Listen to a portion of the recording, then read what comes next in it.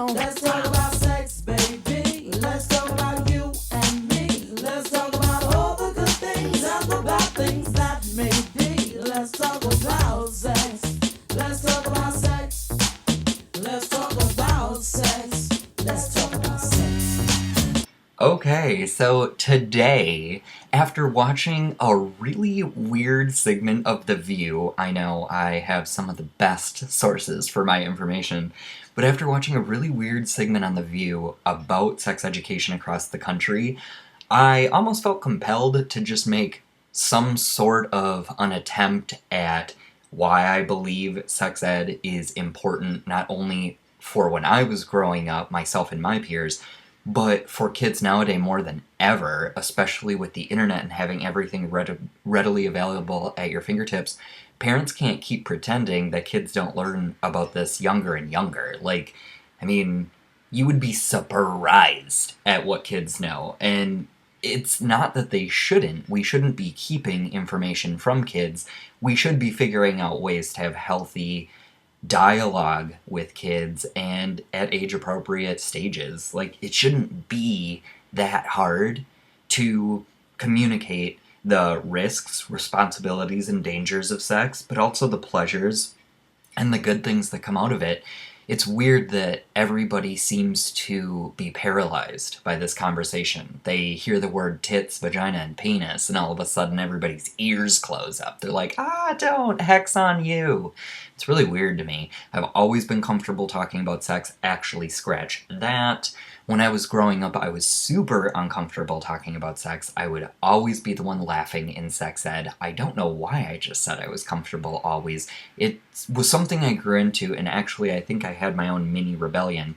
When I was growing up, we did have sex ed as early as elementary school. I do remember it having our gym teacher come in. Why it was the gym teacher, I'm not sure, but we had a gym teacher come in, and he was very, very informative. He took the responsibility very seriously, and it wasn't a joke. I was just immature, I'm sure.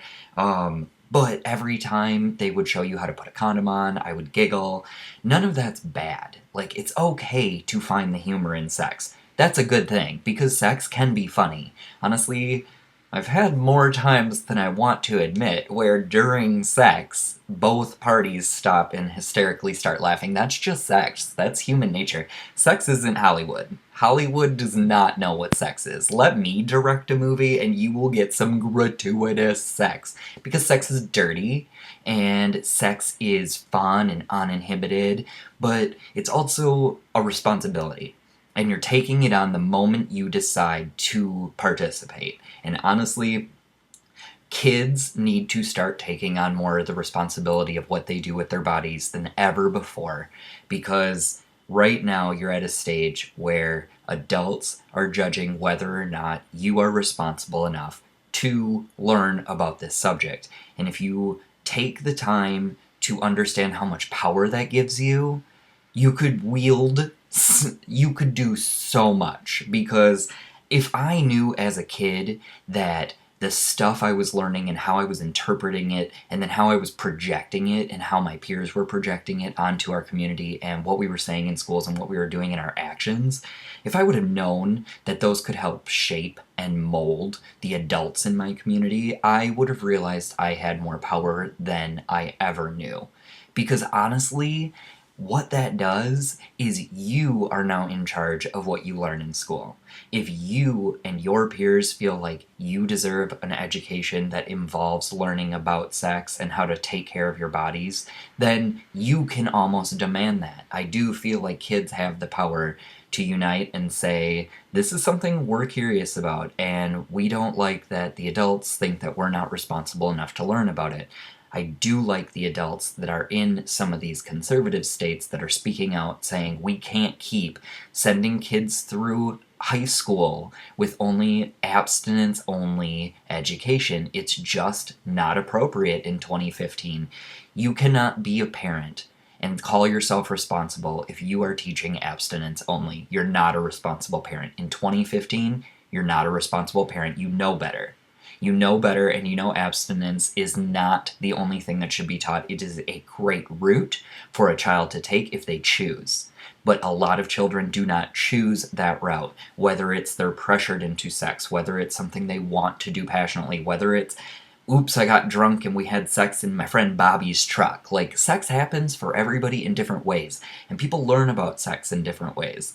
And that's something that the school could help bring together and help the kids who don't have a place to learn about sex anywhere else, because in the home it is a forbidden topic, but it's also the place where they could take the kids who are already active in sex and teach them, hey, you know what, you're going to do it if you're going to do it. Let's teach you how to keep yourself safe and protect your body. And I don't see why this is even contention right now amongst adults. This is something you should be doing to take care of all children, the ones who don't have the information and the ones who need more information because they're already active. And real quick, on a side note, I just want to throw a shout out to any gay and lesbian youth watching. I know it is hard, especially when you're in a sex education class, feeling ostracized from that part of humanity because you and your people are not represented. I remember what that felt like. Hopefully it's different now. Hopefully more things are being included in sex education. However, that was a big hurdle for me to overcome, and to any gay and lesbian youth watching, just know there are other ways to get information regarding anything you might be curious about. There are great websites that can teach you so much, and one thing you are going to hear a lot about being involved in the gay community is getting tested and making sure you test for STDs and HIV. Both are still a problem and still need to maintain heavy attention, but don't fear that process, because I did a lot. A lot of the time I had fear going into getting tested because it had a lot of shame attached to what I was doing sexually. Don't feel that shame. Don't shame yourself into not participating in sex. If it is something you want to do, know that it is okay and it is human. And also, to the girls watching, you need to make sure you get tested as well. A lot of my best girlfriends, a lot of my roommates throughout my 20s have told me they don't get tested because they believe that serious STDs and things like HIV are a gay disease, and these are my friends. So this is a problem. We need to have youth talking amongst each other. Please take care of each other and help spread the word that getting tested is for everyone.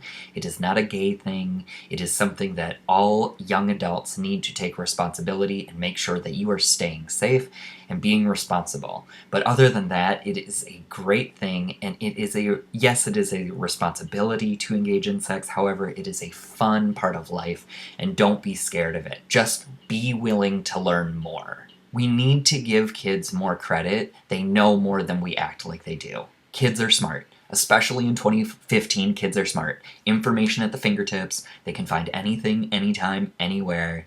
Stop pretending they can't. They can Google search and be like, what is sex? And boom, they're going to get that sex ed. And that sex ed isn't the exact sex ed you want your child to have. So having open communication, having a sex ed program in school, all a healthy, constructive thing. If you see it otherwise, please add dialogue to this conversation. But just know you need to open your mind.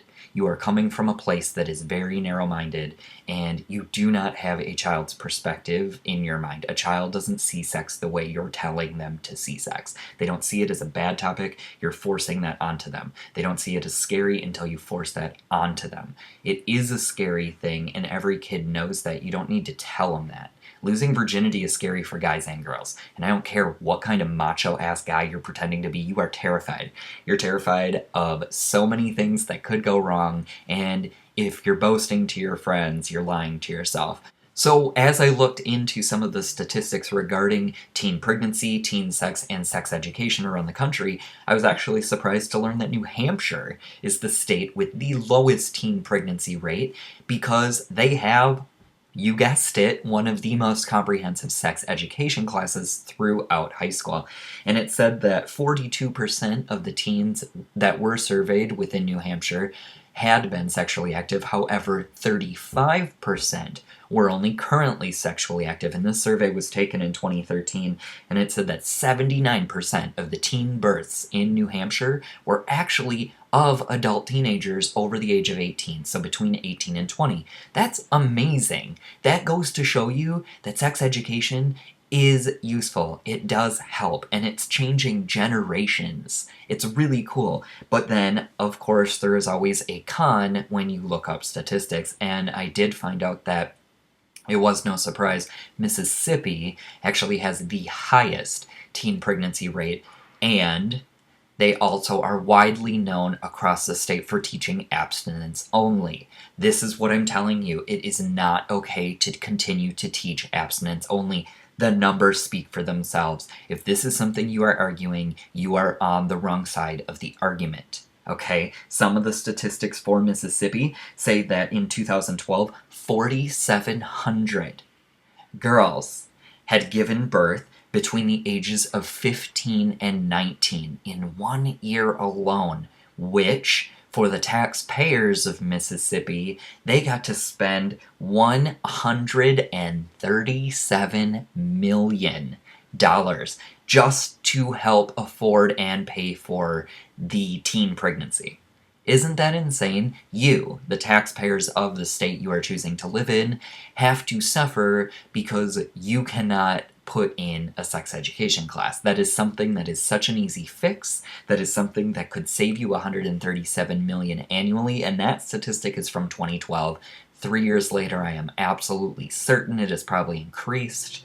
This is what we're dealing with. I mean, if we want to continue to act like we're on the right path and we'll get there eventually, ooh, that's quite the slow lane, don't you think? I think we say, let's abandon what we knew, let's start something fresh, let's start teaching kids at age-appropriate levels different things about sex, let's start teaching about STDs, let's start teaching about contraception, let's start teaching abstinence, but also how if you want to wait but then you choose not to, that's okay.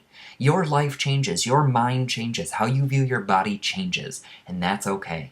We should also start teaching about gender and how it's okay to be a boy who feels a little more effeminate, it's okay to be a girl who feels a little more masculine. I don't see why we can't teach about sexual orientation. These are all topics that I feel are very relevant within our society right now, and kids absolutely deserve to be a part of the conversation. If you feel otherwise, then you just do not know how kids think. And that is the truth, because I myself was a kid once, and I was not stupid, and I knew about sex. I knew about sex at a young age, and it is something that kids absolutely have the means to figure out for themselves. However, as adults, we should take on the responsibility and know that we do not want them to teach themselves about sex. We want to help. We want to help guide, and we want to help make sure that every child is safe and protects themselves, and make sure that they know that saying no is absolutely okay, whether you're a boy or a girl, and you have every right to make sure you are comfortable in any situation you are put in, and if you want to leave, leave. So, if you feel differently or similar, please comment below. I would love to hear from you. I would love to have a conversation. And honestly, I want to hear broad spectrums of opinions regarding this topic. So please be honest and don't feel censored. But again, have a great Thursday. Tomorrow's Friday, thank the Lord. And I hope you're having a great week. And I will see you tomorrow. Take care.